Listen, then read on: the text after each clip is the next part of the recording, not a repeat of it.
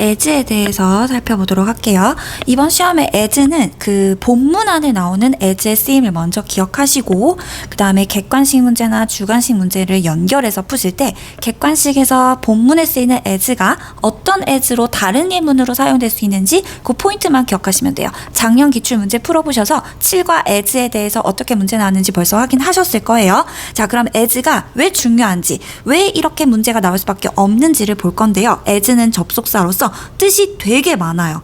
첫 번째, 뭐뭐 하는 대로, 두 번째, 뭐뭐 하기 때문에, 뭐뭐 함에 따라, 뭐뭐 할 때. 총 4가지인데 이거보다 사실 더 있거든요. 근데 일단 이 4가지가 가장 자주 나와요. 다시 접속사, as는 뜻이 되게 많아요. 그리고 접속사니까 뒤에 주어 동사가 나올 건데요. 이 접속사 as가 뜻이 많기 때문에 도대체 이 as가 본문에서 혹은 이 예문에서 어떻게 해석되고 있는지 파악하세요 라는 문제가 계속 나온다는 겁니다. 문제가 왜 나오는지 이해하셨죠? as가 뜻이 많기 때문입니다. 그러면 as가 어떤 뜻으로 가장 자주 쓰이는지부터 한번 분류를 해볼까요? 선생님이 봤을 때 as가 제일 자주 쓰이는 건 이 2가지 같아요. 그래서 요렇게 1번, 2번 순서를 매기도록 할게요. 먼저 첫 번째, as가 뭐뭐 할 때로 가장 많이 나옵니다. when과 같은 뜻으로 많이 쓰인다는 뜻이고요. 두 번째, because랑 똑같이 뭐뭐 하기 때문에로 두 번째로 많이 쓰여요. 그래서 누군가가 야, 이거 as 해석 어떻게 하니? as가 이거 무슨 뜻일까라고 한다면 때 때문에를 기억하세요. 가장 많이 쓰이기 때문입니다. 다시 as 쓰임이 가장 자주 쓰이는 게 뭐라고요? 때와 때문에 뭉쳐서 때 때문에라고 외워주세요. as의 해석은 뭐다? 때 때문에로 외워주세요. as의 해석은 때 때문에 가장 많이 쓰입니다. 그런데요, as가 때와 때문에로 쓰일 때는요, 문장을 어느 정도 해석을 해야 여러분이 알 수가 있어요. 그런데 두 번째, 세 번째 말고 이제 세 번째, 네 번째로 넘어갈 건데 이 세 번째, 네 번째 같은 경우에는 해석을 굳이 안 해도 우리가 알아볼 수 있는 시그널이 있습니다. 그래서 여러분이 객관식 문제 풀 때 굉장히 편하겠죠. 자, 세 번째, 비례 한번 볼게요. as를 비례로 해석한다는 건 뭐뭐 함에 따라 라고 해석한다는 뜻이네요. 뭐뭐 함에 따라. 자, 이건 그러면 문장을 해석해서 알 수 있을까요? 물론 해석해도 알 수는 있어요. 그런데 더 중요한 건 시그널이 분명합니다.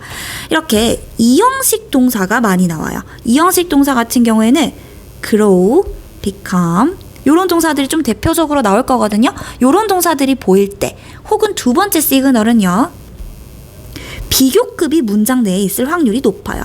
older 보이시나요? 네, 이런 비교급이 문장에 보이면 우리는 이 as를 뭐뭐 함에 따라라고 해석하는 시그널을 본 거다. 자, 세 번째 비례 다시 정리해 볼게요. 뭐뭐 함에 따라로 해석되는 경우인데 문장 해석을 해도 좋지만 해석을 하기 힘든 경우에는 시그널을 볼 수 있는데 grow와 become 같은 이형식 동사가 문장 내에 있을 것. 두 번째는 문장 내에 order과 같은 비교급이 있는지 확인해 볼 걸. 이 2가지가 뭐뭐 함에 따라로 해석할 수 있게 하는 시그널입니다. 네 번째, 양보. 얘는 비록 뭐뭐일지라도 라는 뜻으로 although, even though, though랑 같은 뜻으로 쓰이는 아인데요. 얘는 시그널이 정말 명확하기 때문에 딱히 해석을 하지 않아도 시그널만으로도 얘를 알아볼 수가 있어요. 자, as를 양보, 비록 뭐뭐일지라도 해석하려면 어떤 시그널이 대표적이냐?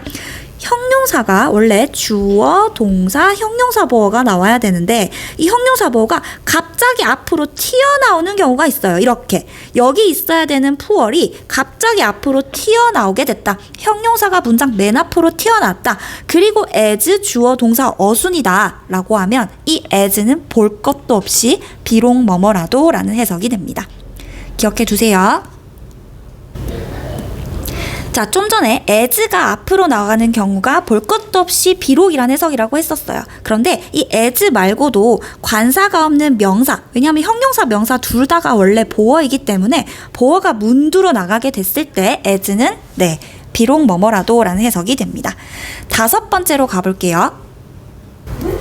자, 요것도 여러분이 해석하기 귀찮으시면 몇 가지만 좀 기억해 두시면 되는데요. 뭐뭐 하는 대로로 해석하는 경우에는 명령문이 쓰일 확률이 굉장히 높아요. 명령문 어떻게 쓰는지 아세요? 동사 원형으로 문장이 시작해요. 뭐가 없어요? 주어가 없이 아예 네, 동사 원형으로 시작합니다.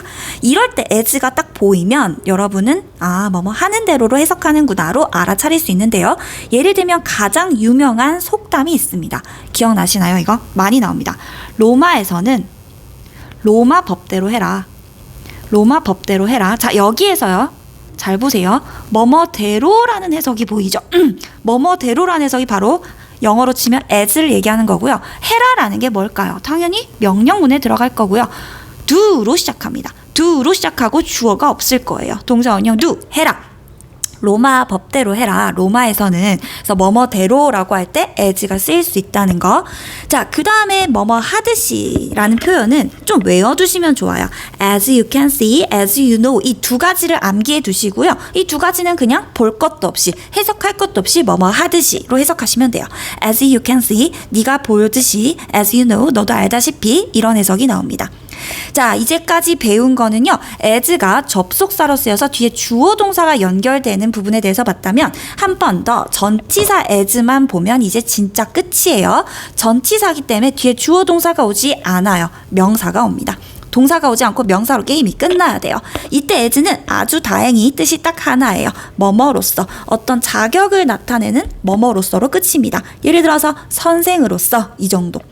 그리고 요것도 뭐뭐처럼이라고 해석하는 경우가 있는데 요것도 뭐뭐로서로 해석해도 크게 문맥에서 튀지 않기 때문에 전치사 as는 뭐뭐로서로 통일해 두시고요. 간혹 뭐뭐처럼 같이로 해석할 수도 있다는 거는 부수적으로 기억해 주시면 되겠습니다.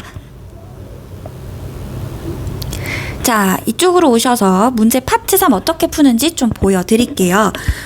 제일 많이 쓰는 게 뭐였는지 다시 복습해볼까요? 때와 때문에였어요. 때 때문에. 그리고 우리가 시그널로 알아볼 수 있는 거, 해석으로 알아볼 수 있는 건 때 때문에 반드시 해석해봐야 돼요. 그 다음에 시그널로 알아볼 수 있는 거는 이 형식 동사가 나왔느냐, 혹은 비교급이 문장에 있느냐.